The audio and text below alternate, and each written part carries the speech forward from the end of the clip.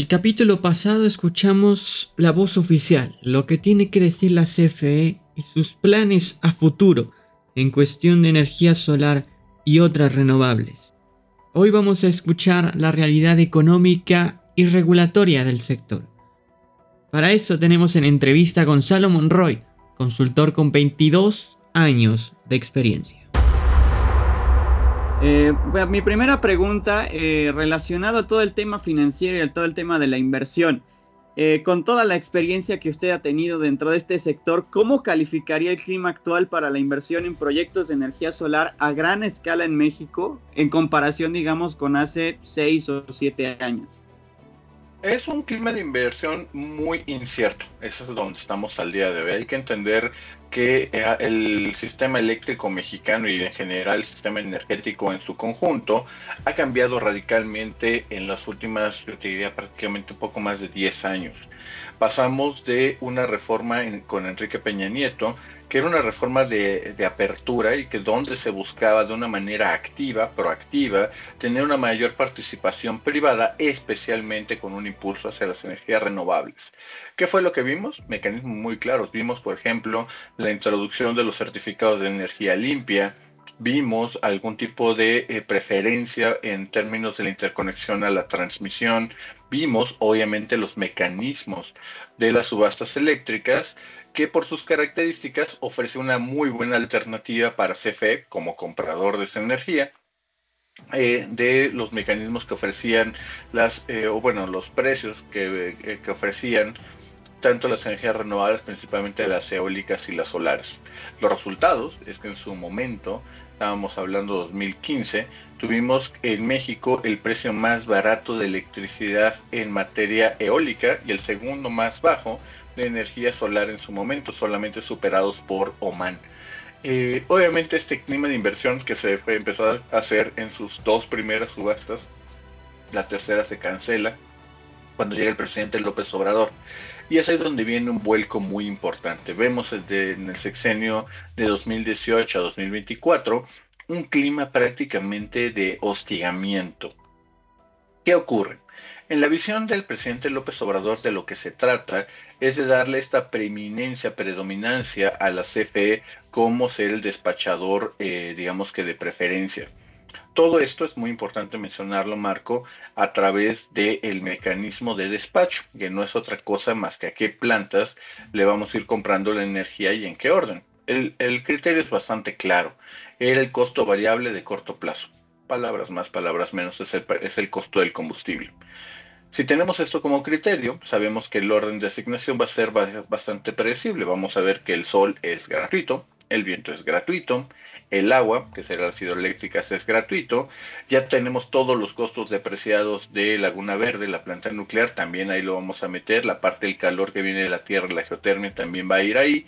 Y una vez que se agota todo esto, tenemos aproximadamente un 35%, poquito menos del 35% de la demanda cubierta. Y llega el corazón, la columna vertebral del sistema eléctrico, el ciclo combinado alimentado de gas natural, que representa poco más del 50-60%. Obviamente esto ya nos coloca que ya cubrimos prácticamente el 95% de la demanda. ¿Cuál es el problema? Que en la cola lo que casi ya no se despacha porque ya no es competitivo en términos de costo, es justamente todas las plantas viejas de la CFE, principalmente alimentadas por combustóleo, y las plantas de emergencia que te diésel. ¿Qué ocurre? CFE tiene que tener en frío, valga la expresión, todas estas plantas, tener el combustible listo para entrar, estar listo, pero hasta que no despache no puede vender electricidad, lo cual le hace provocar muy grandes pérdidas. Esta situación la advierte el presidente López Obrador y dice, a ver, yo quiero reglas para evitar que más empresas privadas expandan su participación al principio de la fila, principalmente de las energías renovables. Esa es la razón de la hostilidad. ¿Qué ocurre? Pues simplemente dice, a ver, yo quiero que primero se despache todo lo de la CFE y lo que sobre llegue justamente a la parte privada. Esa es la razón, la base legal, valga la expresión, la formulación técnica del por qué el famoso 54% que se plasmaría en la Constitución en 2024. Ya estamos hablando justamente de la época final la parte final de Andrés Manuel, principios de la de Claudia Sheinbaum, cuando nos damos cuenta que un criterio muy especial es donde se toma un criterio técnico, que es el de confiabilidad, para evitar la interconexión de nuevas centrales, especialmente de energías renovables, solar y eólica principalmente. ¿Qué ocurre ahí? Viene justamente, ya estamos hablando de febrero, bueno, en este caso 18 de marzo de 2025, y ya tenemos una nueva ley del sector eléctrico, estamos todavía a la espera de los reglamentos. En este inter que estamos platicando también cambia de una manera radical todo el sistema judicial, con lo cual se habla también de una incertidumbre en los temas de inversión de largo plazo. Es muy importante notar, y vale la pena que hablemos de ello ligeramente, de que las inversiones en el sistema eléctrico, Marco, no son capitales golondrinos, muchas veces son inversiones que una vez que se hacen se quedan ahí para siempre, típicamente. Podrán venderse, hacerse otras cosas, pero lo construido ya está. Obviamente necesitas una estabilidad contractual, jurídica, legal, para poder transitar a lo largo de 30 a 35 años de la vida útil de estos proyectos. Cuando ya llegamos en este clima actual, después de todo este antecedente, pues lo que vemos es de que muchos de los proyectos que se construyeron ya no tienen las mismas premisas sobre las cuales construyeron sus modelos de negocio, sus corridas financieras, y sobre las cuales habían pedido créditos para poder construir y operar sus proyectos. Hoy nos damos cuenta que, por ejemplo, inversionistas mexicanos no tienen los mismos mecanismos de defensa o de solución de controversias con respecto a inversionistas de otros países. ¿Qué es lo que vemos? Pues vemos un clima de inversión, por desgracia, muy aletargado, muy a la espera, muy cauto, de saber cuáles van a ser eventualmente las reglas fijas o al menos las reglas del juego para poder invertir, con la entrada de los nuevos reglamentos, los cuales, por desgracia, después de 9 meses todavía no se han publicado. Hay una cosa que mencionó que es muy interesante, que justamente tenía por aquí preparada, que es el tema de ese 5446 de la política energética de la CFE. Como bien dijo, se argumenta que la política es esa, que hay que fortalecer a la CFE, que hay que volverla independiente y autónoma, y que el privado tiene que relegarse quizá a un segundo plano. Desde un punto de vista económico, ¿se puede sostener este modelo? ¿Puede el Estado financiar estas inversiones que seguramente usted sabrá y usted me podrá comentar son masivas en cuestión de infraestructura, por ejemplo solar, en este caso del que estamos hablando de energía solar? ¿Puede el Estado financiar este tipo de inversiones? ¿Puede llegar a ese porcentaje y volverse competitivo para llegar a los presupuestos y a los objetivos de transición de energías renovables, o es más idílico, por así decirlo? Yo te diría, Marco, de que dinero sí hay. Sin dinero sí hay. Estamos hablando ahora que se acaba de presentar el paquete económico de un presupuesto total de más de 10 billones de pesos, millones de millones. Estamos hablando de que todo el sector de energía representa alrededor, ya contando Pemex, CFE, todo lo demás, de 15%. Esto hemos visto de una línea ascendente prácticamente en los últimos 4 años, de que el presupuesto de CFE incluso en algunos años ha sido incluso mayor que el de Pemex. Sí hay dinero. También se han utilizado otros mecanismos a través de la Secretaría de Energía para hacer el financiamiento por ejemplo, de la planta solar allá en Puerto Peñasco, Sonora, la parte de Puerto Peñasco.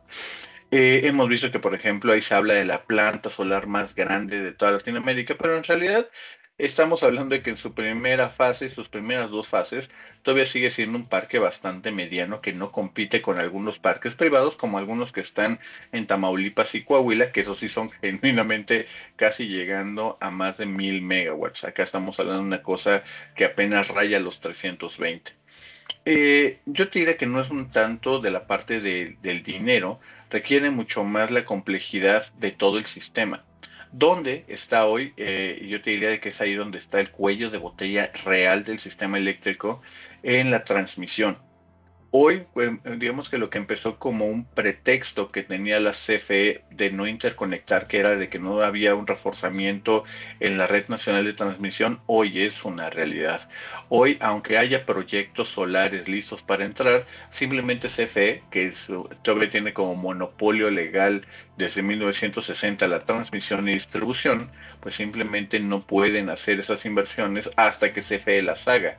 O bien tomar algunos modelos un poco, yo diría que bastante innovadores, de hecho, como lo que hizo Querétaro, que es el estado de Querétaro el que hace las obras de reforzamiento e interconexión, liberando justamente, descongestionando a la zona.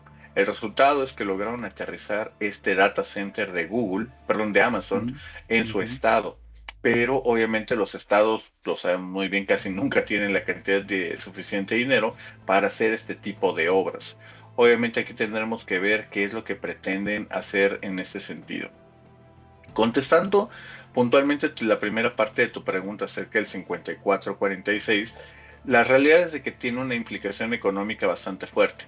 Hay que entender que hacia ahora lo que se plantea es que las plantas de combustible CFE estén operando al 100% de su capacidad las 24 horas del día, 365 días al año, pues eso significa de que van a tener costos considerablemente más altos.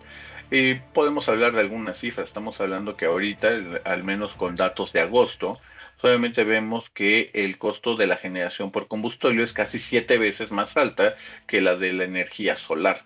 ¿Cuál va a ser el resultado? Pues vamos a terminar viendo un incremento a lo largo de todo el sistema en el costo de generación, lo cual eventualmente se va a tener que ver reflejado, ya sea en aumentos de la tarifa, tanto la residencial que viene muy subsidiada como la de servicios y eventualmente la industrial que no trae subsidio. También tendremos que estar viendo obviamente mayores subsidios eléctricos simplemente para reflejar este incremento en el costo de generación. ¿Qué pasaría si México no acelera drásticamente esta adopción de energía solar y otras renovables? ¿Cuál sería el costo económico y de competitividad que pagaría el país digamos, de aquí de 10 a 15 años? Una parte importante es que la transición energética ha perdido el ímpetu, el momentum de los últimos 5 o 7 años. Hoy vemos, por ejemplo, que el mundo, por temas de seguridad energética, quizá el más notable es la invasión de Rusia a Ucrania, pues pone de manifiesto de que se tiene que tener sistemas mucho más robustos dentro de lo doméstico. En otras palabras, vamos a tener que reducir esta exposición a otros tipos de combustibles. Es por eso que estamos viendo que el carbón, que venía bajando, disminuyendo en el mix de la energía mundial, pues prácticamente está estancado y creciendo marginalmente. Hoy vemos que la expansión del gas natural, especialmente porque Europa está sustituyendo al gas ruso, también está siendo una cosa de crecimiento de doble dígito. Hoy vemos que dentro de la disputa que tiene Estados Unidos con China, pues nos vemos por desgracia de que tenemos que gran parte de los paneles solares son también productos chinos, así que se terminan enredando en una disputa geopolítica mucho más grande. Hoy vemos, por ejemplo, un presidente Trump que incluso le pone impuestos, no ayudas, como vimos en la administración del presidente Biden. Ahora el presidente Trump le pone impuestos o penaliza a proyectos de energías renovables. Todo esto, lo que trato de decirte es que se ha perdido el ímpetu del avance en las energías renovables y también con ello ha bajado mucho yo te diría que el encanto o el atractivo que tenían ese tipo de inversiones dentro del mercado de capitales. Lo que yo te diría es que por el lado de las penalizaciones vamos a ver menos penalizaciones o menos urgencia para avanzar en temas de transición energética. Justamente le quiero preguntar sobre el sector exterior. Apenas en 2024, es curioso el dato, en 2024 se dijo y se anunció, digamos, la inversión o el convenio de inversión con una empresa francesa para hacer un proyecto sumamente ambicioso de paneles solares flotantes en nuestro país. Nunca se dieron más detalles, nunca se dijo nada más. Apenas que tuve oportunidad de hablar con personal de la CFE, me dijeron que este proyecto se había cancelado, que ya no se estaba tomando en cuenta. También dado lo que menciona de Trump, dado lo que menciona de todo este ímpetu que se ha perdido, dado que también colabora con medios financieros, etcétera, ¿Cómo se ha percibido desde el extranjero la política energética de México?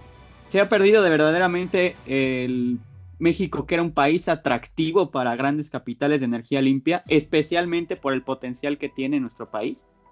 Absolutamente, y fíjate, incluso como dato del potencial, México tiene una superficie que es susceptible o aprovechable en materia solar, de energía fotovoltaica, el 83% del territorio. En algunos lugares, por ejemplo, sobre todo hacia la parte árida del centro y también del norte, pues puede tener radiaciones de clase mundial muy, pero muy buenos. Sin embargo, sí, efectivamente México, cuando uno lo presenta en materia de energía en el exterior, lo que más terminamos escuchando es When Mexico get its shit together. En otras palabras, México no solamente ha perdido el encanto, el darling de la fiesta de los renovables, sino que México se ha empeñado de manera activa en simplemente hacer este retraso, en salir incluso de la conversación. El ímpetu nacionalista que arrastró o que renació con mayor fuerza con Andrés Manuel López Obrador y que continúa con la doctora Claudia Sheinbaum, pues simplemente no ha creado una narrativa favorable a que esto va a terminar siendo un paraíso de inversión. Hoy prácticamente a través de esta regla del 54-46, pues lo que se requiere es este liderazgo de la CFE, que CFE avance y que entonces CFE haga. Pero entonces ya hablamos de que es un negocio no para operadores, no para inversionistas, sino para contratistas. Se trata entonces de prestarle dinero a la CFE para que sea el Estado, ya sea a través de otros mecanismos como los de Bancomex, de Banobras o la propia CFE, el que invierta en ese tipo de proyectos. Obviamente este ambiente mucho más restrictivo de la inversión, Marco, pues hace que no haya tantos interesados en venir a hacer cosas aquí. Gonzalo Monroy nos deja claro que la pregunta no es si México puede convertirse en una potencia solar, sino si tendrá la voluntad para hacerlo. Estamos llegando al final de nuestra serie de reportajes y en el próximo capítulo y último tendremos las conclusiones y la reflexión, el epílogo de lo que ha sido el potencial de la energía solar en México. Más de esta entrevista disponible en el canal de Trendiario News. Para el reporte Anáhuac, Marco Macías.